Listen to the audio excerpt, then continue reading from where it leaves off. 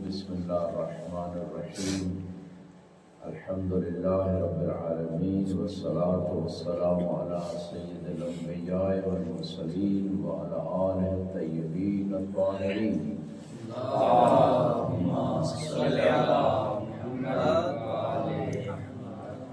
واللعنۃ الدائمہ علی اعدائہم اجمعین من الآن الی قیام یوم الدین اما بعد فقد قال اللہ سبحانہ وتعالی فی کتاب المجید بسم اللہ الرحمن الرحیم قال اللہ سبحانہ وتعالی یوم لا ینفع مال ولا بنون الا من اتى اللہ بقلب سلیم صلوات پر محمد و آل محمد اللہم صلی علی محمد عزیزان محترم، یہ آیہ مبارکہ ہر مومن کو اور بالخصوص طالب علم کو ہمیشہ اپنی نگاہ کے سامنے رکھنا چاہیے، کیونکہ جس میں اللہ سبحانہ و تعالیٰ یہ پیغام دے رہا ہے کہ روز قیامت نہ مال فائدہ دے گا نہ بیٹے فائدہ دیں گے، مگر جو قلب سلیم کے ساتھ آیا اسے فائدہ ہوگا۔ اب سوال یہ ہے کہ مال کون سا فائدہ نہیں دے گا؟ یقیناً وہ مال کہ جو خدا کے راستے میں خرچ نہیں ہوا، جو حلال طریقے سے کمایا نہیں، کیونکہ بعض روایات میں ہے کہ عبادت کے 10 درجے ہیں علیہ السلام، ان میں سے 9 جو ہیں وہ رزق کے حلال کمانے میں، یعنی پوری توجہ سے ضرور پڑے بار محمد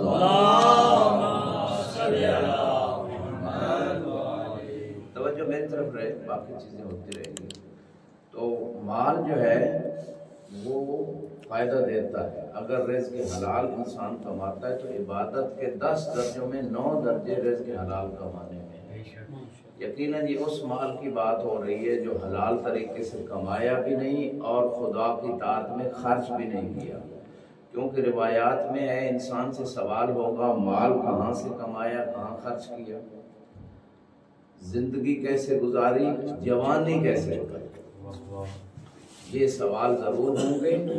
اور قرآن میں ان السمع والبصر والفؤاد کل اولئک کان عنہ مسئولا، کہ قوت سے سماعت سے سوال ہوگا، قوت بصارت سے سوال ہوگا، دل سے سوال ہوگا، اور کسی ایک ہستی کے بارے میں سوال ہوگا، ان تینوں سے سوال ضرور ہوگا۔ لہذا میں کہنا یہ چاہتا ہوں کہ روایت کی روشنی میں اگر ہم دیکھیں تو کوئی مرد ہے کان عنہ، واحد مذکر کی ضمیر ہے، کوئی ایسا مرد ہے کہ جس کے بارے میں آنکھ سے بھی سوال ہوگا، کان سے بھی سوال ہوگا، دل سے بھی سوال ہوگا، یعنی کسی اور سے سوال ہو یا نہ ہو، ان تینوں سے سوال ضرور ہوگا کہ آنکھوں سے دیکھا بھی تھا من کنت مولا،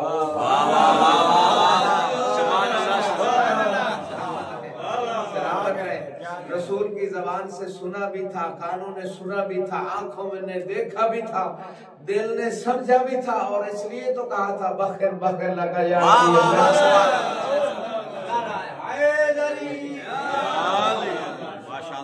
سبحان اللہ سبحان اللہ اور محمد و آل بیت محمد صلوات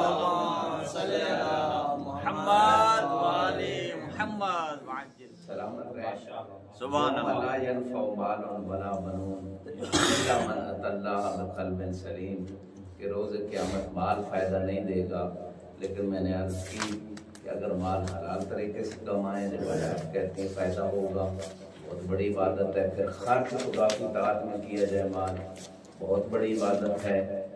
ہاں ان لوگوں کا مال فائدہ نہیں دے گا کہ جنہوں نے حرام طریقے سے کمایا، خدا کی اطاعت میں خرچ نہیں کیا، بلکہ بعض روایات میں ہے کہ اگر انسان خدا کے راستے میں اطاعت میں مال خرچ نہ کرے تو کئی گنا اسے خدا کی نافرمانی میں خرچ کرنا پڑ جاتا ہے۔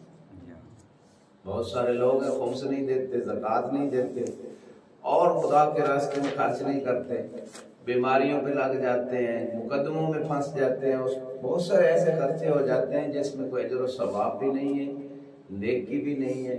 لہذا ان کو کوئی فائدہ اس مال سے نہیں ہوگا جو کرپشن سے کمایا ہے، جو دھوکہ دہی سے کمایا ہے، جو ڈاکہ ڈال کے کمایا ہے، جو چوری کر کے کمایا ہے، جو ملاوٹ کر کے کمایا، کوئی فائدہ نہیں ہوگا۔ ہاں اگر مال جناب خدیجہ کا ہو اور بیٹے جناب ام البنین کے ہو، عام بیٹے فائدہ نہیں دیں گے۔ عام بیٹے جو ہیں جن کی تربیت نہیں کی، ہاں روایت میں یہ بھی ملتا ہے کہ اگر ایک بندہ ولد صالح چھوڑ کے جاتا ہے، یدعو لہو، بعد میں اس کے لیے دعا کرتا ہے، یا کوئی صدقہ جاریہ، کوئی نیک کام، کوئی مدرسہ، کوئی امام برگاہ، کوئی مسجد، کوئی کتاب، کوئی صدقہ جاریہ چھوڑ کے جاتا ہے، وَعِلْمٌ يُنْتَفَعُ بِهِ، ایسا علم چھوڑ کے جاتا ہے کہ جس سے انسان کو باقی لوگ فائدہ اٹھاتے رہیں، تو اس کا نام اعمال کھلا رہے گا، یعنی صدقہ جاریہ سے کھلا رہے گا، نیک اولاد سے کھلا رہے گا، اور علم جس سے لوگ فائدہ اٹھائیں تو اس بندے کا نام اعمال کھلا ہے۔ یوم لا ینفع مال ولا بنون، میں نے بیٹے کی بات بھی کر دی، اور کیا کہنے جناب ام البنین نے ایک بیٹا نہیں سارے بیٹے دین کے لیے قربان ہوئے۔ جناب ام البنین کے ایام ابھی گزرے ہیں، ان کی وفات کے ایام، تو وفا، ایثار، قربانی اور علم، معرفت، بہت سارے ایسے اوصاف ہیں جو جناب ام البنین کے اندر موجود تھے، اور وہی چیزیں آپ نے اپنے بچوں میں بھی آگے ان کو تربیت کیا، وہی وفا، وہی ایثار، وہی استقامت، وہی حق کے لیے کھڑا ہونا، باطل کے سامنے ڈٹ جانا، یہ ساری خوبیاں جناب ام البنین میں بھی تھی اور ان کی اولاد میں بھی تھی۔ یقیناً والد سے بھی حصہ آیا تھا، لیکن ماں کا بھی بڑا دخل ہوتا ہے، لہذا اس لیے روایات میں یہ بات ملتی ہے کہ جب آپ کوئی رشتہ تلاش کرنے نکلیں تو اپنی زوجہ سے پہلے یہ دیکھیں کہ یہ کل میرے بچوں کی ماں کیسی ہے۔ یہ بہت بڑا دخل ہے کہ ماں تلاش کریں اپنی اگلی نسل کے لیے کہ وہ کیسی تربیت کر سکتی ہے، اس ماں کے اپنے اوصاف کیسے ہیں۔ یوم لا ینفع مال ولا بنون الا من اتى اللہ بقلب سلیم، یہاں پہ قلب سلیم جو ہے یہ بڑا مہم نقطہ ہے۔ تو سلیم کسے کہتے ہیں یہ آپ اہل علم اس کو بہتر جانتے ہیں۔ یہ کون سا صیغہ ہے، یہ کون سا صفت مشبہ کا صیغہ بھی ہے اور صیغہ مبالغہ بھی، تو دونوں چیزیں جب اس میں جمع ہو گئی، صفت مشبہ اور اس میں فاعل میں کیا فرق ہے؟ اس میں فاعل مثلا سالم، صفت مشبہ سلیم۔ سالم اور سلیم میں کیا فرق ہے؟ اللہ نے سالم نہیں کہا کہ جو سالم دل لے کے آیا، اللہ نے کہا سلیم دل لے کے آیا، ہمیشگی ہے، دوام ہے، یعنی وہ دل جس میں سلامتی دوام کے ساتھ، نہیں کہ آج سالم ہے کل پھر اس کے اوپر کوئی داغ دھبا لگ گیا۔ جیسے کہ روایات میں ہے کہ جب کوئی بندہ گناہ کرتا ہے تو اس کے دل پہ ایک دھبا، ایک داغ لگ جاتا ہے، سیاہ داغ۔ پہلے دل روشن ہوتا ہے، لیکن جو گناہ کرتا چلا جاتا ہے انسان، وہ دھبا، وہ سیاہ داغ بڑھتے چلے جاتے ہیں، یہاں تک کہ اس کا دل سیاہ ہو جاتا ہے، پھر اس پہ نیکی کی بات اثر انداز نہیں ہوتی۔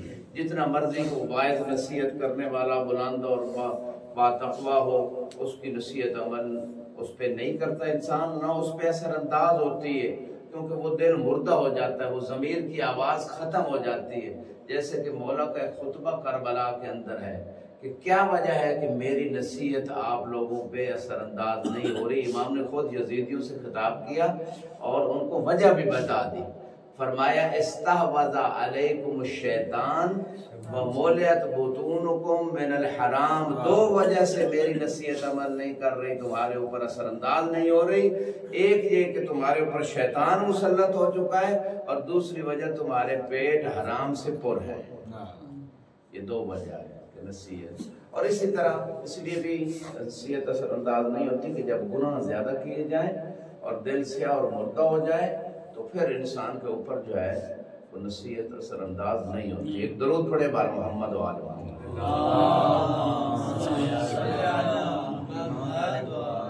مل کے درود پڑھے بار محمد۔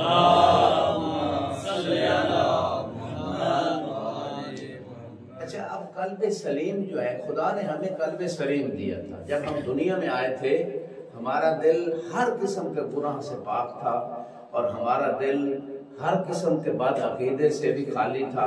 عقیدہ بھی ہمارا ٹھیک تھا، ہماری روح بھی پاک تھی. اس کو ہم نے پراگندہ کیا، چونکہ قرآن کی آیت بھی اس پہ دلیل ہے اور معصوم کا فرمان بھی ہے، کل مولود یولد فطرت الاسلام علی الفطرہ. روایت میں ہر بچہ فطرت پہ پیدا ہوتا ہے. معصوم سے پوچھا گیا ما ہی الفطرہ، فطرت کیا ہے؟ فرمائے ہی الاسلام، فطرت جو ہے یہ اسلام ہے. ہر بچہ مسلمان پیدا ہوتا ہے. اور اسلام کیا ہے؟ ان الدین عند اللہ الاسلام. اسلام کیا ہے؟ عقیدہ توحید اسلام ہے، نبوت کا عقیدہ اسلام ہے، قیامت کا عقیدہ اسلام ہے، امامت کا عقیدہ اسلام ہے. گھبرا تو نہیں گئے؟ بسم اللہ. آپ پریشان نہ ہوں، ناشتہ دوپہر کو بھی کھا سکتے ہیں. ضرور بڑے بات محمد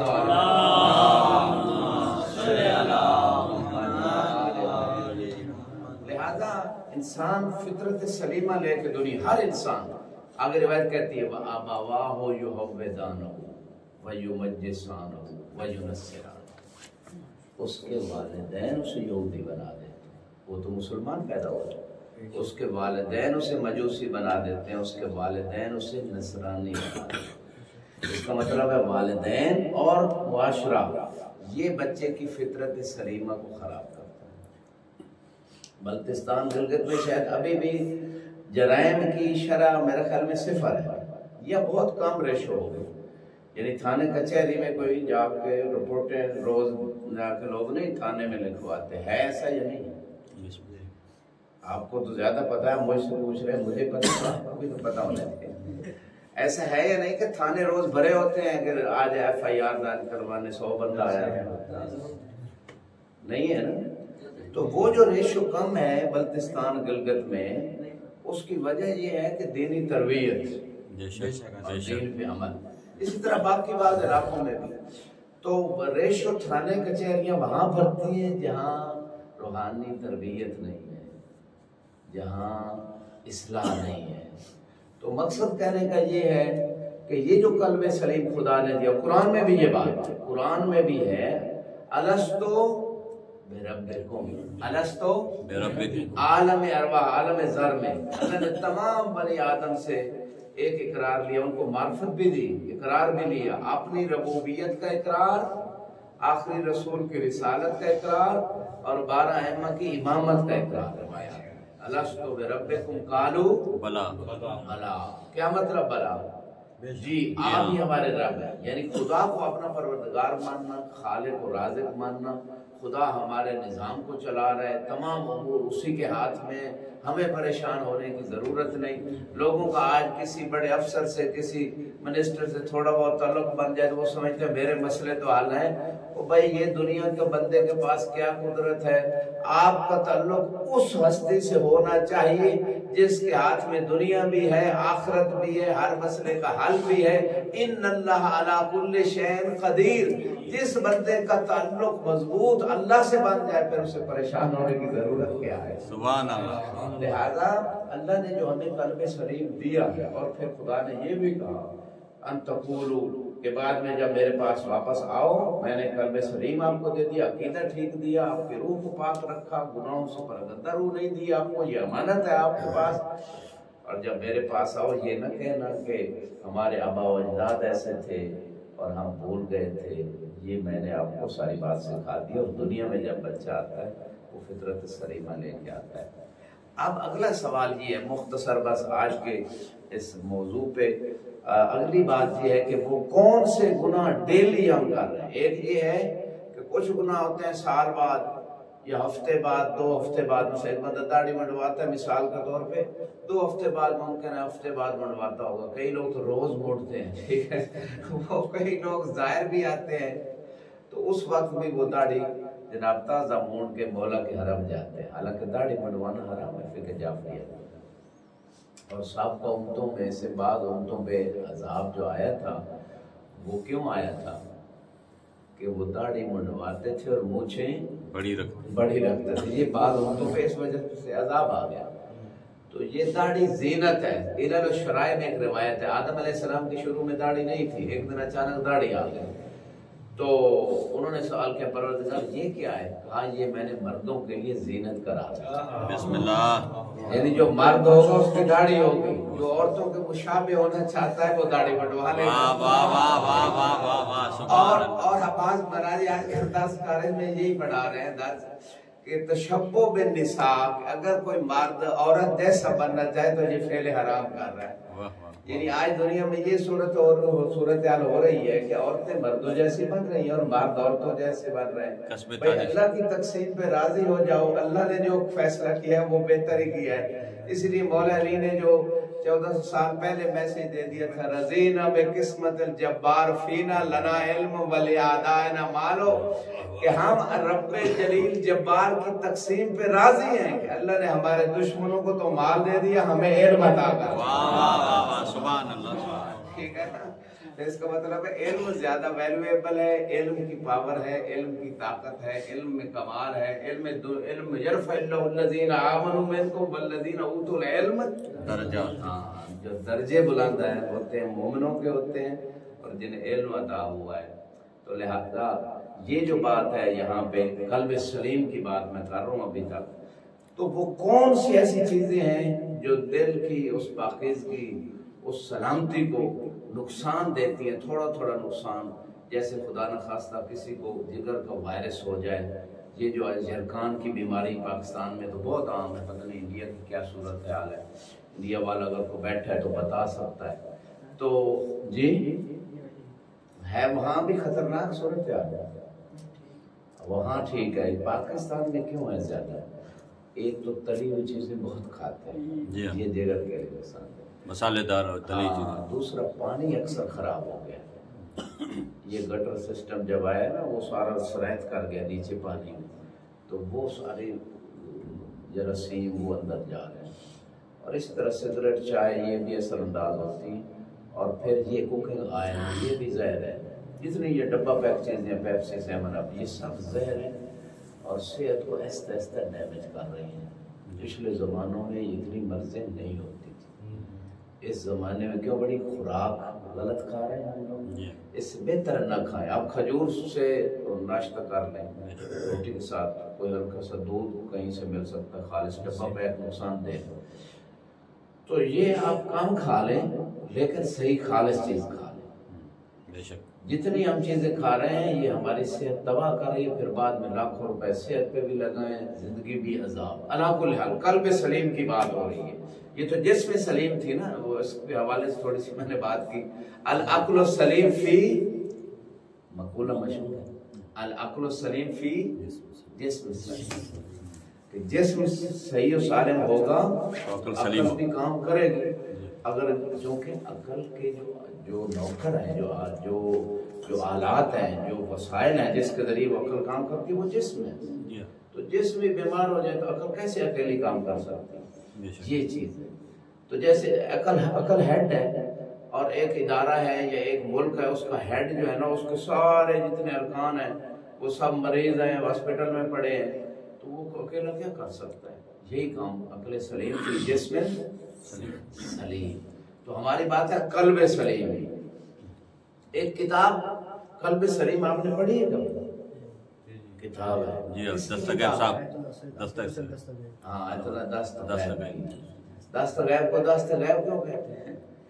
غیب سے کوئی ہاتھ آیا ہوگا، غیبی ہاتھ کیسے آیا؟ وہ ہمیشہ جو ہے نا سائل جب سوال کرتا تھا مشہور تو یہی ہے، تو وہ دے دیتے تھے، واپس نہیں کرتے تھے۔ ایک دن انہوں نے جیب میں ہاتھ ڈالا تو کچھ نہیں تھا، پریشان ہو گئے کہ اب میں اس کو کیا کہوں۔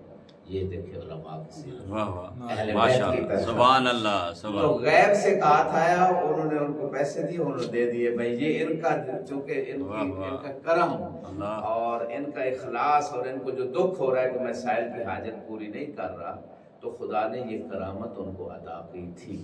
ایک درود پڑھیں بار محمد والے، اللہم صلی علی محمد آل محمد۔ ہر حوزے کی طالب علم کو لازمی ہے اور خصوصاً مومنین بھی قلب سلیم کتاب گناہان کبیرہ اس کا لازمی مطالعہ رکھیں، بار بار رکھیں اگر ہم قلب سلیم چاہتے ہیں۔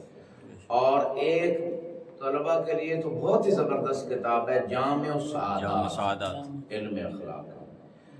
یہ 3 کتابیں جو بندہ کم از کم نہیں پڑھتا، یا کم از کم قلب سلیم، کوئی ایک ان تینوں میں سے ایک کتاب جو نہیں پڑھ رہا اور وہ سمجھ رہا ہے کہ وہ قلب سلیم رکھتا ہے، تو وہ وہم و گمان میں ہے. چونکہ جب تک یہ پتہ نہیں ہوگا کہ کون سے گناہ ہم ڈیلی کر رہے ہیں، ہم قلب سلیم والے اس راستے پہ چلے گئے ہی نہیں. لہذا 24 گھنٹے میں ہم کون کون سے گناہ کرتے ہیں آپ گنواتے جائیں اور میں بھی بتا دوں گا. ایک خطبہ جمعہ میں میں نے فقط زبان کے 25 گناہ گنوائے تھے. 22 گناہ تو غزالی نے کتاب اس پہ جو لکھا ہے فیض کاشانی رحمۃ اللہ علیہ نے محجت البیضاء علم اخلاق میں، اس میں انہوں نے سرن 22 گناہ گنوائے، میں نے 25 گنوائے تھے. اب آپ گنوائیں جو ڈیلی ہم گناہ زبان کے نہیں پورے جسم سے پوری نعمتوں سے ڈیلی جو ہم گناہ کرتے ہیں، قلب سلیم میں وہی چیز رکاوٹ ہے. تو ڈیلی ہم کر رہے ہیں، قلب سلیم نہیں رہے گا.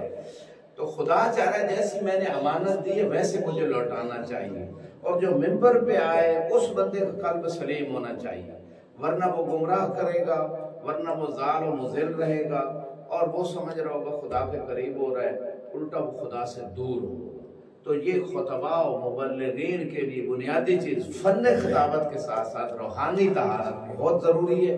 لہذا آپ ایک ایک گناہ چلو گنوا دیں، جتنے بندے بھی بیٹھے ہیں، باقی کچھ میں گنواؤں گا.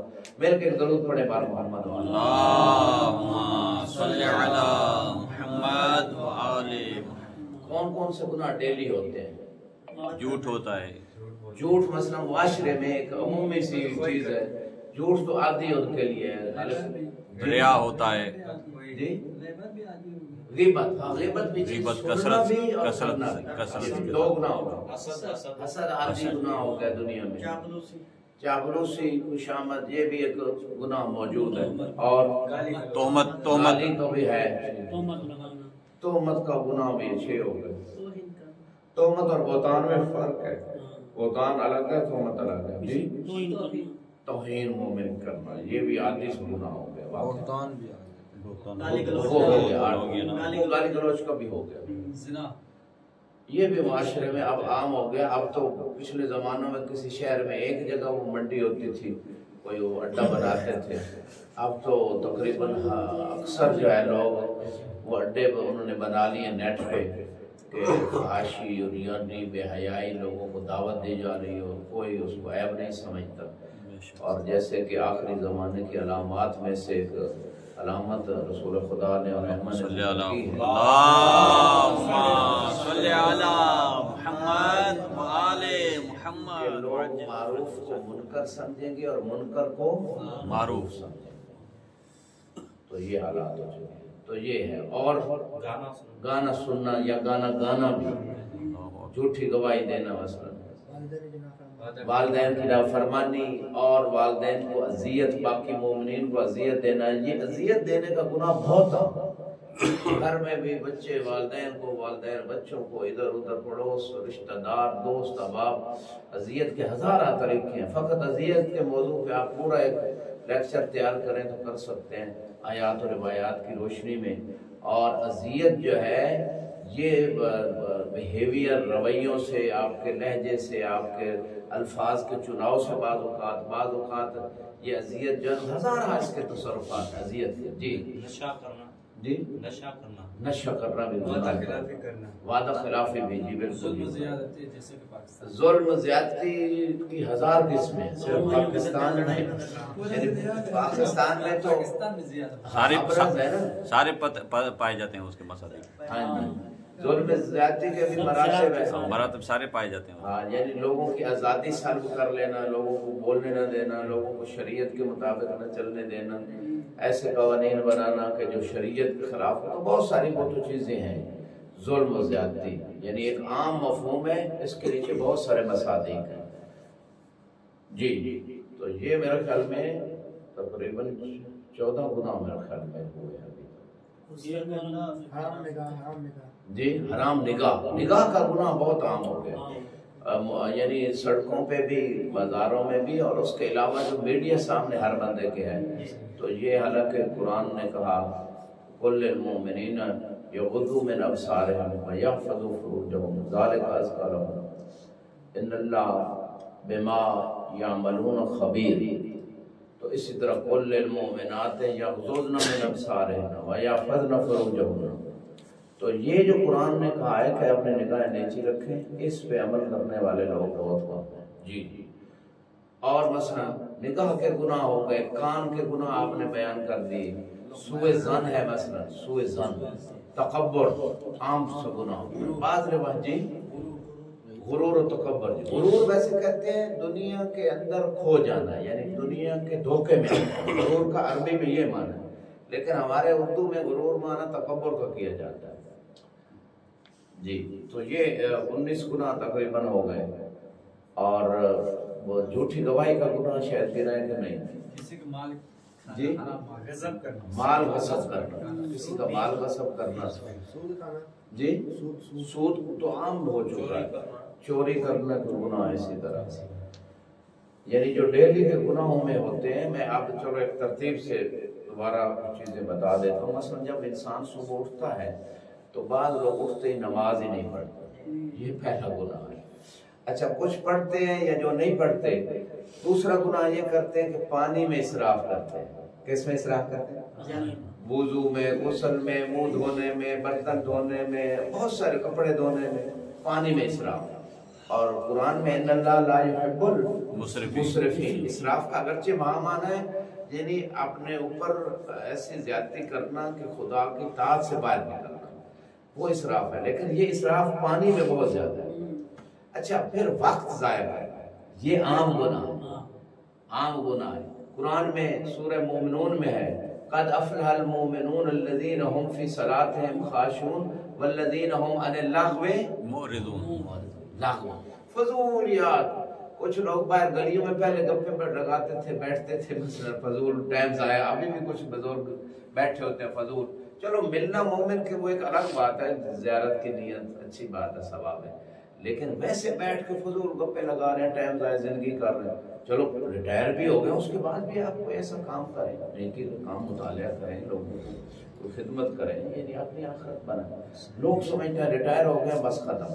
اور جوان طبقہ جو ہے وہ میڈیا پہ ساری رات، اغلب جو دنیا میں لوگ ہیں وہ ساری رات بیٹھے رہتے ہیں میڈیا پہ، فضولیات دیکھتے ہیں، نہ آخرت سے کوئی تعلق ہے، نہ دنیا کمانے سے ان کو کوئی تعلق ہے۔ تو یہ لغو چیز، یہ بہت غفلت ہے، یہ بہت بڑی غفلت ہے، اور لغویات ہیں، اور انسان کے روح کو آہستہ آہستہ وہ پراگندہ کر رہی ہیں۔ اور قرآن میں ایک باقاعدہ اس حوالے سے اللہ سبحانہ وتعالیٰ نے غافلین کی مذمت کی ہے، غفلت کی۔ اقترب للناس حسابهم وهم فی غفلۃ معرضون، سورہ انبیاء 17واں پارہ۔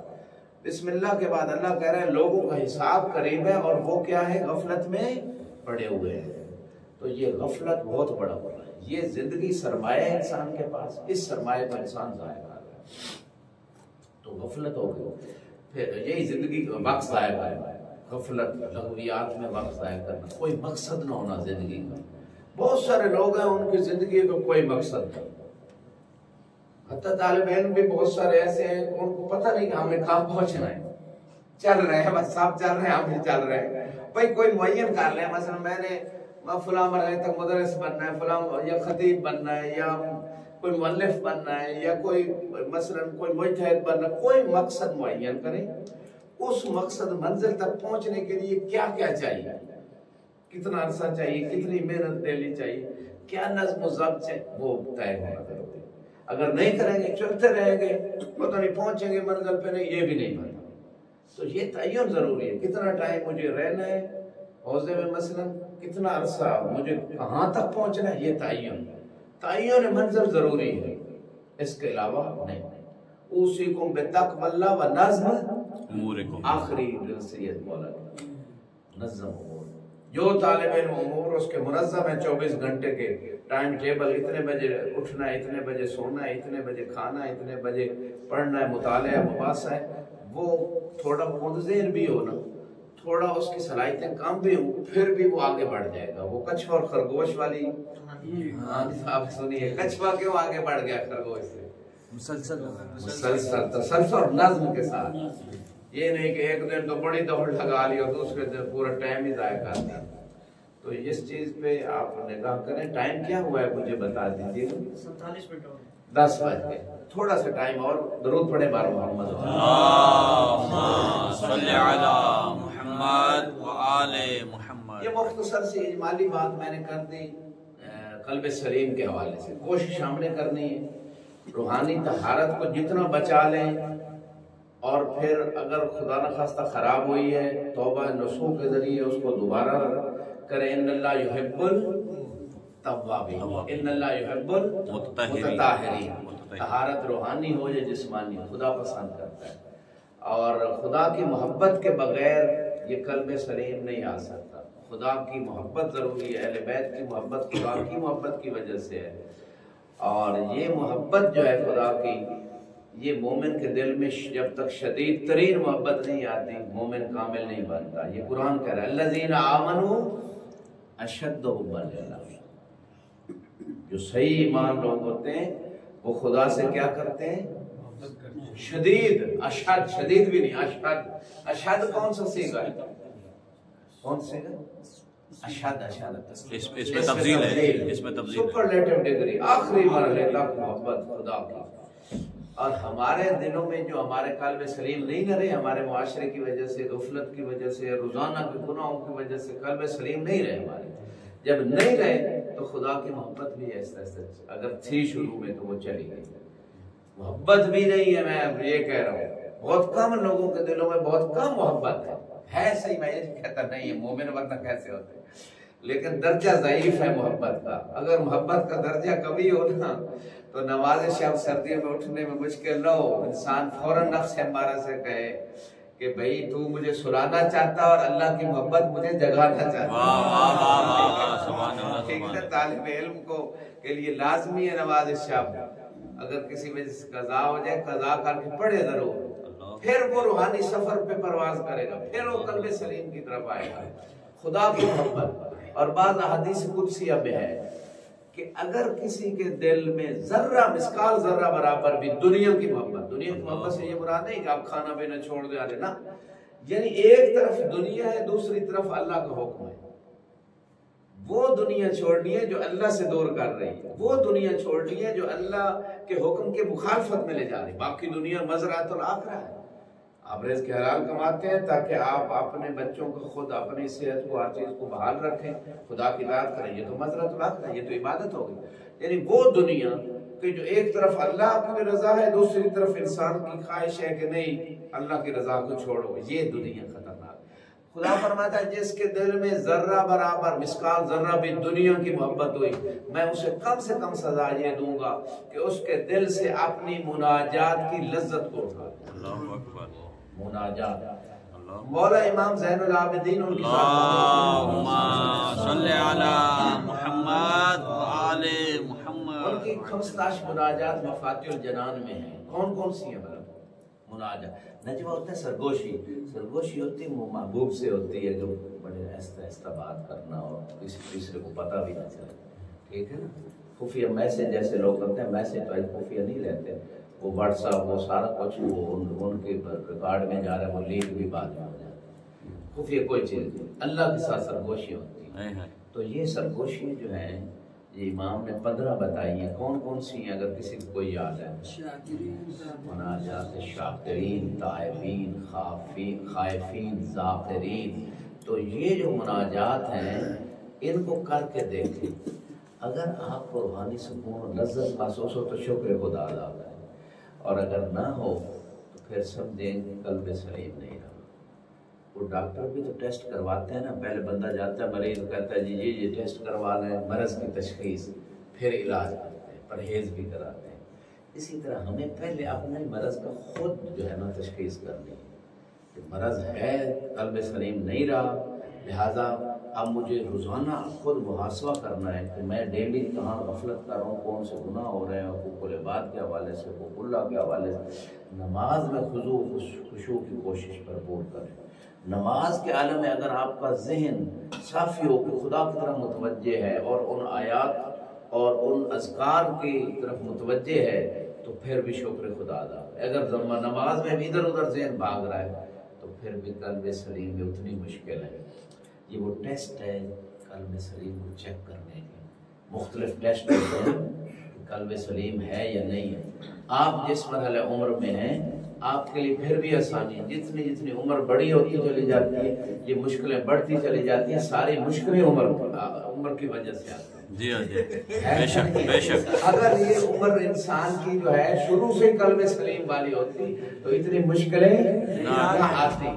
اس لیے خود عمر ابن خطاب نے بھی کہا لو اللہم لا تبقنی لمعضلۃ لیس لها ابو الحسن کہ جب عمر پہ بھی مشکلیں آتی تھی تو وہ یہی دعا کرتا تھا. اہل سنت بھائیوں کی کتاب میں بھی ہے پروردگار اس مشکل کے لیے مجھے زندہ ہی نہ رکھنا جس مشکل کی مشکل کشائی کے لیے مشکل کشا علی ابن ابی طالب سبحان اللہ یا علی اے علی